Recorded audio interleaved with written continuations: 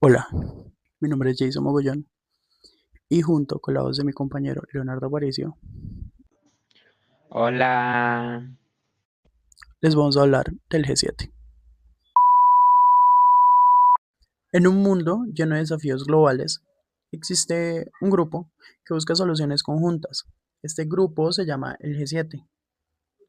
Pero, ¿qué significa G7? ¿Por qué nos debería importar lo que hace? ¿Cómo este grupo de países influye en nuestra economía y en nuestra política? Todo esto se los vamos a explicar de manera visual y muy sencilla a continuación. el G7 o Grupo de los Siete es un foro intergubernamental que reúne las economías más avanzadas del mundo. Originalmente eran 6 países en 1975, luego se unió Canadá. Representan una gran parte de la riqueza global y tienen un impacto significativo en las políticas internacionales. Ok. Eh, Aparte de lo que se acaba de decir Leonardo, ¿ustedes sabían que en conjunto estos países representan el 40%, casi la mitad del PIB mundial? Esto les da autoridad básicamente para que desde 1975 en su fundación se hayan encargado de crear políticas de seguridad económicas y sociales que influyen actualmente en los retos que tenemos en todo el mundo. Los países del G7 definirán un conjunto de herramientas para combatir la coerción económica de China. El asesor de seguridad nacional estadounidense Jake Sullivan dijo a los periodistas en la cumbre del grupo en Hiroshima que las medidas se centrarán en las cadenas de suministros más resilientes para los países del G7 y que dependen fuertemente de China en algunos sectores. Aseguró que se han disipado gran parte de las diferencias pasadas entre Estados Unidos y la Unión Europea sobre cómo lidiar con China. El acuerdo incluirá pasos para proteger tecnologías sensibles como controles de exportación y medidas sobre las inversiones en el exterior. Sin embargo, la estrategia común enfatizará la necesidad de proteger a los países occidentales al mismo tiempo que evita una confrontación directa con China.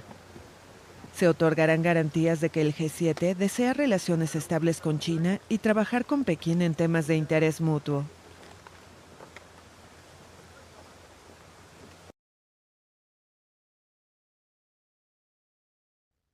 Bueno, pero ustedes se preguntan, ¿qué se discuten en estas reuniones? O sea, ¿de qué hablan estos países? ¿Para qué? Básicamente de lo que se habla es de cómo mantener la economía mundial estable, cómo mantener una buena salud pública mundial, también cómo mantener la seguridad internacional y en resumen y más específico en cómo ayudar con políticas a las poblaciones más vulnerables de diferentes partes del mundo. Por ejemplo, en las últimas, de lo que se ha hablado todo lo más es de la emisión de gases que producen el efecto invernadero y cómo responder a crisis sanitarias globales como la pandemia. Ok, y estas discusiones, aunque generan mucha controversia normalmente, son demasiado claves y son muy, muy, muy importantes para buscar soluciones comunes, porque al fin y al cabo, al generar debate, lo que podemos llegar es a una solución en la que nos beneficia a todos como tal. Y esto contribuye a lo que pues se busca como tal por medio de la globalización, que es mantener un mundo cada vez más interconectado en políticas y en seguridad. El G7 no está exento de críticas. Algunos argumentan que el G7 es un club exclusivo de países ricos que no representa adecuadamente los intereses del mundo en desarrollo. Otros critican la falta de transparencia y la lentitud en la implementación de los acuerdos.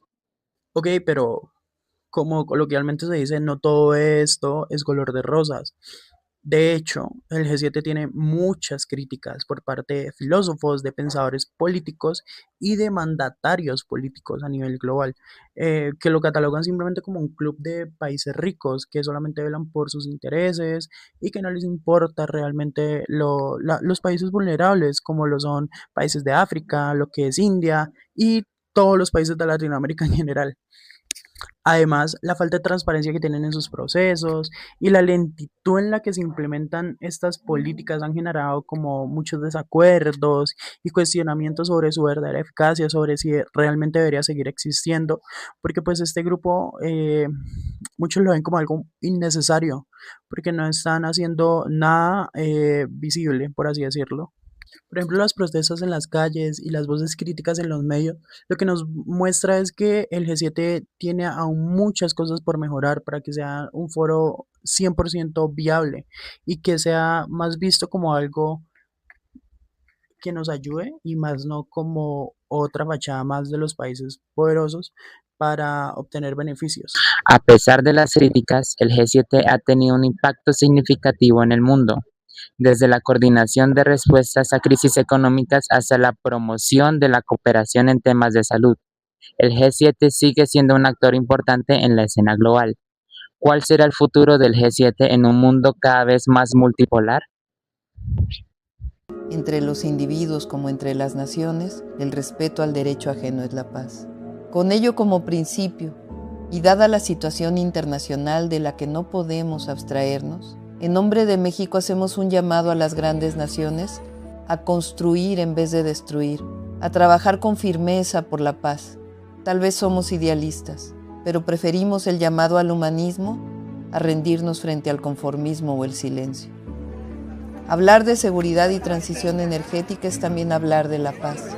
A todos nos preocupa profundamente el resurgimiento de conflictos armados y la normalización de la violencia, la discriminación y el sufrimiento en el mundo.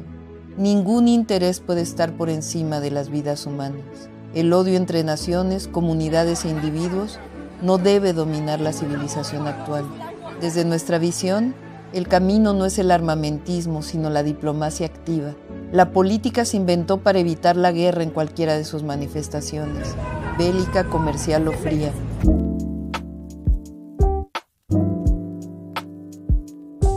Para concluir, quisiera dejarlos con una reflexión acerca del G7, claro está.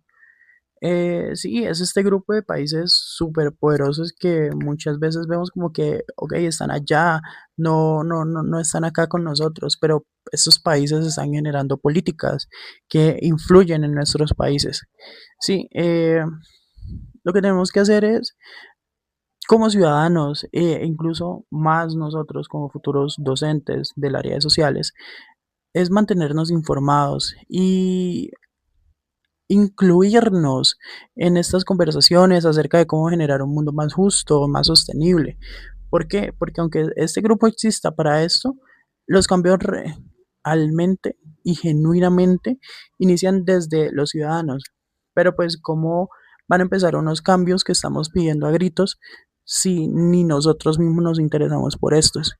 Entonces, las políticas sí son responsabilidad de países y de grupos como el G7, pero el cumplimiento de esos también es responsabilidad de nosotros.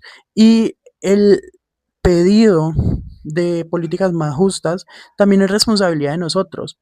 Es esa presión que podemos influir como ciudadanos. Y es complicado. O sea, yo sé que suena muy idealista lo que estoy diciendo y que es muy complicado llegar a ello.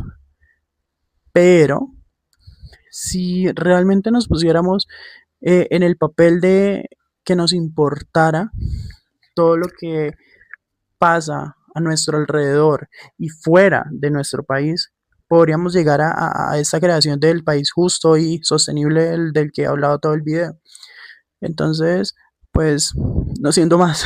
Espero que este video haya sido informativo para ustedes y que les haya gustado, los haya mantenido entretenidos, porque era la idea, pero pues también que se queden con una perspectiva más crítica acerca de no solo el G7, sino los diferentes grupos de países que están tomando decisiones por nuestro país. Adiós.